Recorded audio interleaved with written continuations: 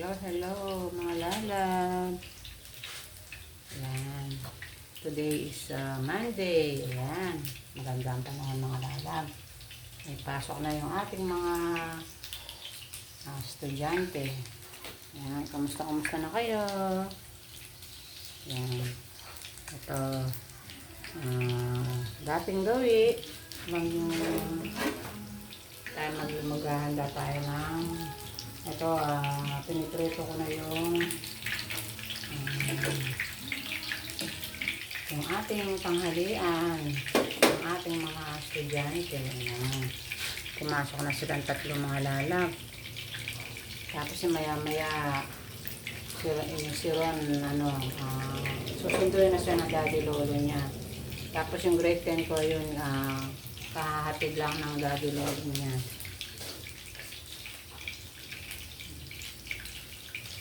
Ano mga niluto nyo sa inyong mga kids? Ayan. Ayan, magandang panahon ngayon. Wala tayong bagyo. Thank you Lord. At dumaan lahat ng mga bagyo. Hindi naganasin dito sa atin. Sasandali lang sila. Ayan. Yung mga dumaan dito sa atin, yun, pumunta sa ibang lugar, lalo na sa China mga lalab, saka sa ano yun, ano ba yung lugar na yun, yung sa Vietnam yan, yung bagyong Pulusan, tsaka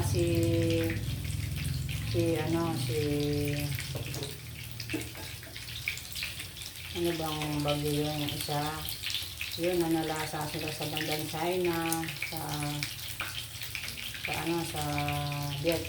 Vietnam, yun. Si Pulusan, tsaka si Bibingka, ayan. Kung napapanood nyo sa Facebook yung mga dinaanan ni Pulusan, tsaka ni Bibingka, grabe, lalo na sa China. Grabe ang bagyo doon. Doon talagang binuhos ni Pulusan yung kanyang lakas. Gilmer na yung Pilipinas, hindi siya pumasok. Sa China siya nanalasa. Kaya malaking pasasalamat natin. Ganun na lang nangyayari. Hindi na tayo, alam ni Lord na ang ating bansa ay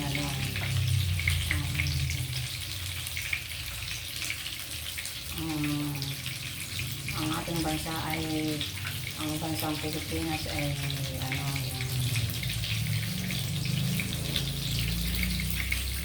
alam ni Lord kung sino ang mga tunay na tumatawag sa kanya. Yan, ang Diyos ang nakakaalam.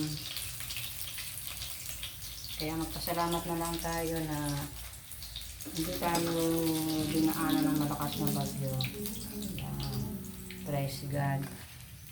Malaking pasalamat din natin sa hindi pumunta sa atin.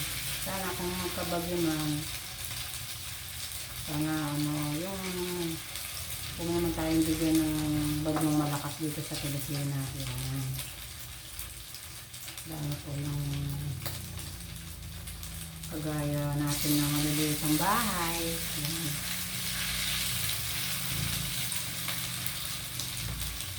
Baka hindi kakayanin ng malakas na bagyo. Kaya purihin natin ang Diyos na buhay. Ayan. Ang ating Panginoon sa Kristo. Ayan. Napakabuti niya sa atin. For today's video mga lalab, ito yung aking naging fried rice na akong mga lalab.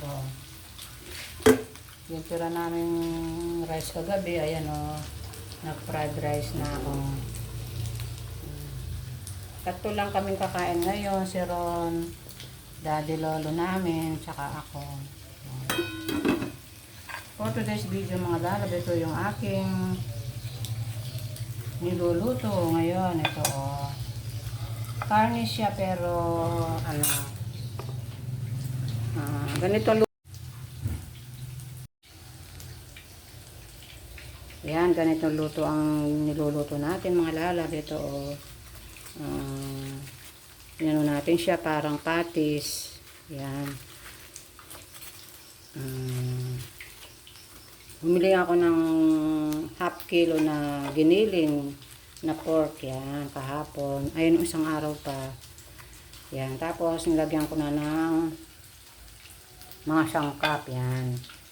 Ito yung kinalabasan. Ayun, madami pa siya. Ayun, mga lalap. Yan, ang dami pa. Kahit mamayang gabi, mauulam na itong ating mga apo. Yan. Isasawsaw lang nila sa ketchup o yan sa Mang Tomas. Yan. Yan lang naman ang ano nila. Gusto nilang sawsawan. Yan. Ito may pinipirito pa tayo.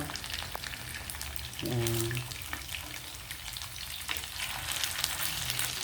Yan, nilagyan ko ito ng carrots mga lala para magpagulay ang ating pork patties. Yan. Yan ang pauulam ko sa kanila ngayon. Ito, ang dami pa. Marami pa itong magagawa. Yan. Half kilo to Yan. Nilagyan ko ng mga sangkap. Meron siyang 2 egg. Tapos meron siyang flour, yung harina, paminta, sibuyas, bawang. Diba mga lalab? Madali lang naman itong gawin at madaling iprito. Ayan. Kaprito-prito ka lang. May ulam na. Diba? Ito nakatatlo na ako.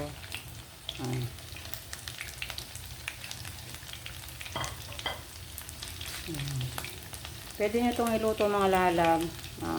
Ano lang, madali lang itong lutuin. Basta, yan mo lang yung sangkap. Pag mix mo yung mga sangkap niya, tapos halu-haluin hanggang sa maano yung mga ingredients niya. Yan.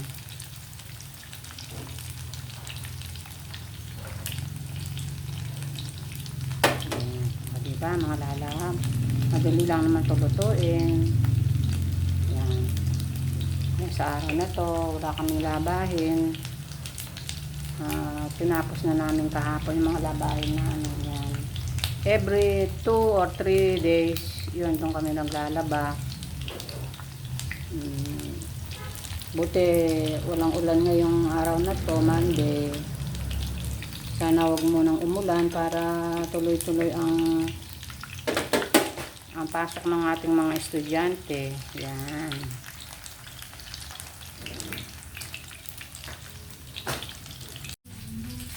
Ayan, mga lalab. Ayan, ang dami ko nang naluto. Ayan, ang ating pork patties. Ayan. Na may gulay. Ayan, may carrots. Tsaka yung ating mga pangsahog. Yan. Yung ating mga ingredients, sinama ko na. Yan. For today's video, mga lalab, piniritong pork patties. Yan. So, ang ating for today's video, Monday. Yan. So, kayo mga lalab, nakapagluto na kayo. Let's try it. Masarap siya. Yan. Wala siyang dire-diretso ng kain, lalo ng mga bata. Hindi sila matitinik, hindi sila maano sa buto. Pork laman. Yan, laman ng pork. Tapos pinagdiling. Kaya yan. Gumawa tayo ng pork patties. Yan.